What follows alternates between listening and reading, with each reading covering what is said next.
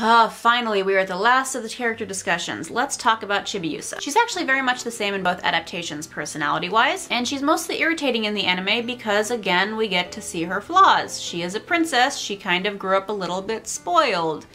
It comes through, but that is one reason why she is sent to the past. She is a normal girl there, so she doesn't get to have her way a lot, and she gets to be grounded and is surrounded by normal people instead of, you know, like the incarnation of gods and goddesses. She does get better as the show goes on though, and mostly she picks on Usagi for the same reasons that Rei does, because it's fun and to also make Usagi better. They have a very interesting sisterly relationship, for all that they'll become mother and daughter eventually, and they both love each other very much. I've discussed her age differences before, and yes, in the manga she actually is over 900 years old. She is never really revealed to have a specific age in the anime, so we kind of just go on size differences. A lot of people just assume that she is 6 years old when she first appears in the anime, and it does give more credibility to why she behaves the way that she does. There are popular theories that the reason that she doesn't grow up is because she doesn't let herself. She's kind of Peter Pan in that sense. She's scared to grow up, so the magical powers that reside inside of her go,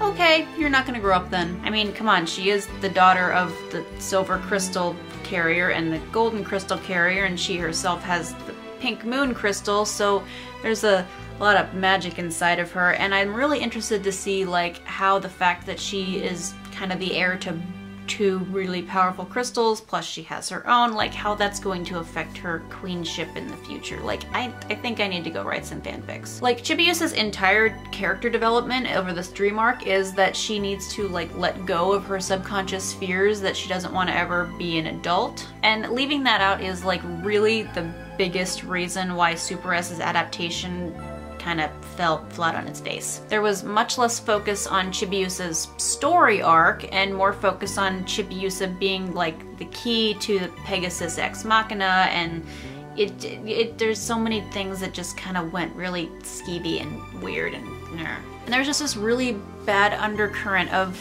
highlighting Chibiusa's complicated relationships with everybody else, and I'll get to that more starting next week. And the part in both adaptations where she and Usagi's ages were switched, in the anime that's kind of just played off to make it really realize that the reason that she can't rush her dreams is because she can't then like utilize the power of Pegasus because she has a beautiful dream, and then when she realizes her dream, it's not a real dream anymore. It's really, the message is really convoluted. In the manga, we see things from both Usagi and Chibiusa's perspective, and we see from Usagi that, like, while she really likes being a little kid again and having less responsibility, she also realizes that she needs the autonomy that she has as someone who is almost an adult to actually, like, get things done, and that she likes having people rely on her to have things done. She has already learned that she can't run away from her responsibilities. And Chibiusa begins to realize that being a real lady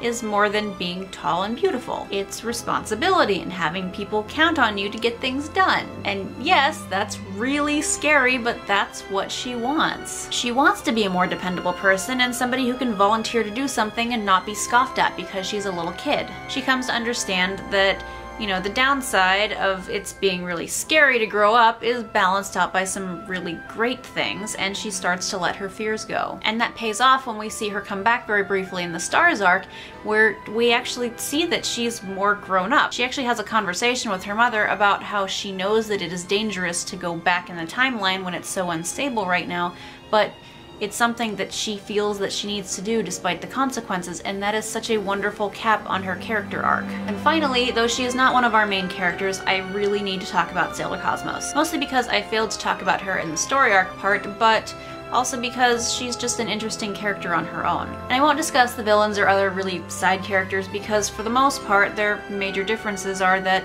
they have a personality in the anime compared to their one-offs in the manga. What makes me want to talk about Cosmos is that that case is actually the opposite. She was really fleshed out in the manga, and given a one-off scene in the anime. In both versions, she arrives very Mary Poppins-like via Umbrella as a pink-haired little toddler who adopts the name ChibiChibi, mostly because that's all she can say. She's actually very much like a Pokemon. Much like Chibiusa before her, she magics Usagi's family into adopting her, and Usagi can mostly be seen in both versions just carting her around. The anime really never develops her until, you guessed it, the last 12 episodes, when she suddenly can become Sailor ChibiChibi and can pray Eternal Sailor Moon new powers. Until Sailor Galaxia tries to kill her and it's revealed that ChibiChibi is actually the Light of Hope. And the Light of Hope is actually Galaxia's starseed, which she sent away to try and control chaos within her before it destroyed the entire galaxy. Instead, chaos overpowered her, and that's how we got our major villain of this arc. The Light of Hope is seen via silhouette in the final battle, and she kind of really, yeah, that's really just a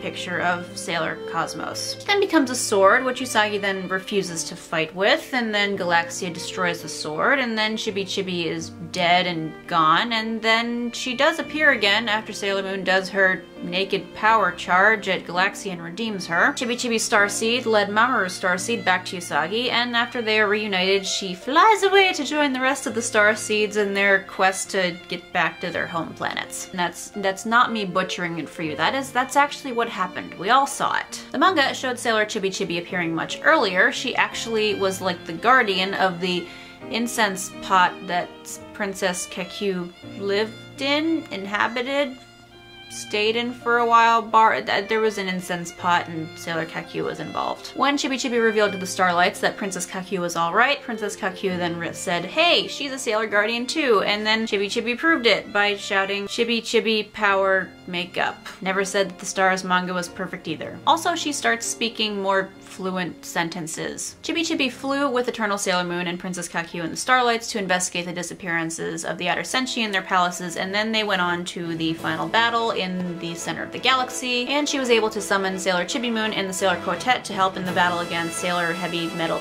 Papillon, Butterfly, the one that was in her underwear and had butterfly wings. So after they defeat her, then we get this really adorable scene of, wait, whose kid is this exactly? And there's absolutely nothing they can drag out of her. She kind of just hides behind Sailor Moon's legs for most of it. I mean, is she Sailor ChibiChibi Moon?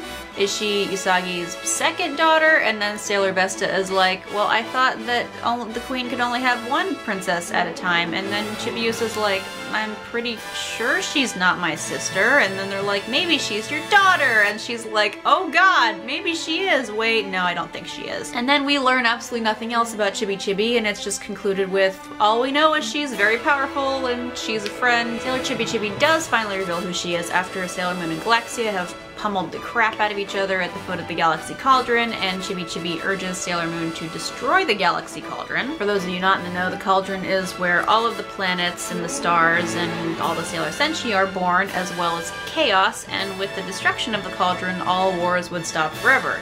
The downside being that all the other things would stop being born. Blah blah blah, light calls to darkness, darkness calls to light, and ChibiChibi wants that to stop because war is painful and she doesn't like it anymore. And when Sailor Moon decides to overpower the darkness with light and hope instead of destroying it, ChibiChibi reveals herself to be Sailor Cosmos. Sailor Moon throws herself into the cauldron to overpower chaos, and then Sailor Cosmos remains to explain to what's left of the Sailor Quartet what is happening. So Sailor Moon wins, and then all of the star crystals that were destroyed by Galaxia are returned to their home planets, and as this is happening, Sailor Cosmos reveals that she is a time traveler from the far distant future. We're not exactly sure when that is, and then she wanted to come back in time to stop herself from saving the cauldron. This is because she in the future is locked in a battle with the all-powerful Sailor Chaos. So she thought that by convincing herself here to destroy the cauldron, then Sailor Chaos would never be born, and then everything would be okay. But in the end, she did realize that she made the right call, and then she prepares to return back to her own time to continue the battle. So the biggest question about Sailor Cosmos is she Sailor Moon? The answer is yes